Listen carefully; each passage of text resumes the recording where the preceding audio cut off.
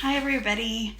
I'm kind of in a different place. We've got company and it's late and well, I always do them late because of my kids, but I do have my parents here, so I'm kind of in a different area so that I can do this without being in front of people.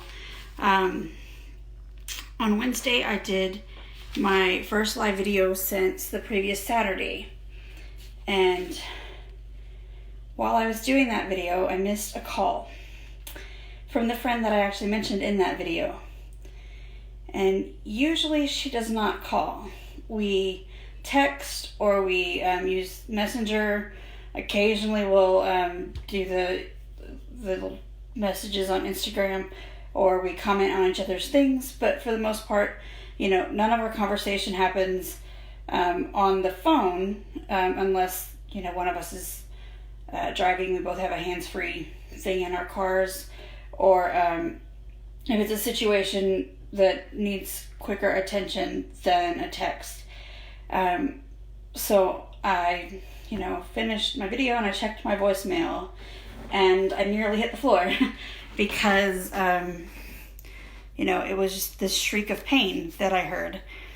And so as I called her back, I had already started praying.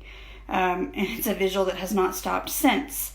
And so if you've been following any of my posts, you already know the events that led to and followed that phone call. And if you've somehow missed it, or we don't have any groups in common, and you just found this video by accident, my friend lost 2 of her 3 teenage girls in the span of 3 hours. In my video that I did previously from August 3rd, I'd shared that Dietrich spent his day at TCC, which is Teenage Christian Conference, and that is a big youth rally that our congregation and sister congregations do for those going into 6th grade up through those who I guess just graduated high school. And so that was his first time there, and he learned about making a positive impact. And I talk a lot more about that in the video I did that night. But these girls were also at this event, and all 3 of these girls of hers, they are amazing people. They're kind and generous and as beautiful on the inside as they are on the outside. They befriend the friendless, listen to the lonely, and include the outcasts.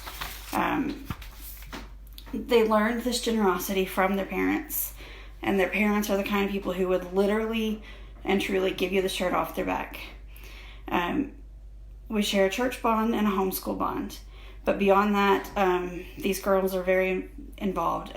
They've been in ballet, chorus, 4-H, and probably a lot of other things that I don't even know about. And every single person I've talked to, and I've talked to a lot of people in the last 2 days, have spoke of the love and kindness they've shown to everyone that they've met.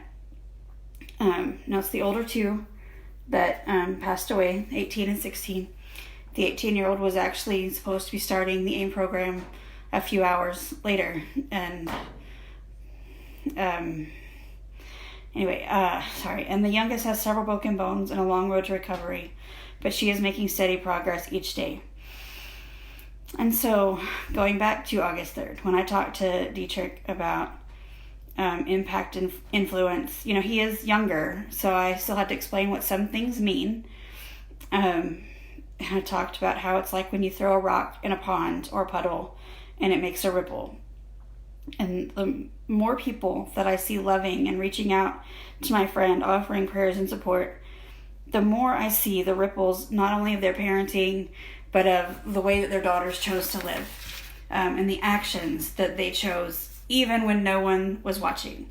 Because some of these stories I've heard from people who have no church connection with us, or they're not in our homeschool group. They're just, people that are, again, on the outside of any of their circles, but they were included. So their actions created waves. Thousands of lives have been touched by these young ladies. The Dalai Lama said, just as ripples spread out when a single pebble is dropped in the water, the actions of individuals can have far-reaching effects. Even Mother Teresa focused on small things. I alone cannot change the world, but I can cast a stone across the water to create many ripples. Everything we know can change in an instant. We are all free to choose, but we are not free from the consequences of those choices. And sometimes we will suffer the consequences for another person's choice. Part of that is just the human condition because of how we are all connected. But it's our response to those things that matter. These girls didn't make ripples in a pond. They made waves in the ocean. So don't be afraid to make your mark as they did. Even a tiny ripple can become a tidal wave. And if you would like any more information on how you can support this family, you can reach out to me in a private message, and I'll be happy to do that for you. Bye.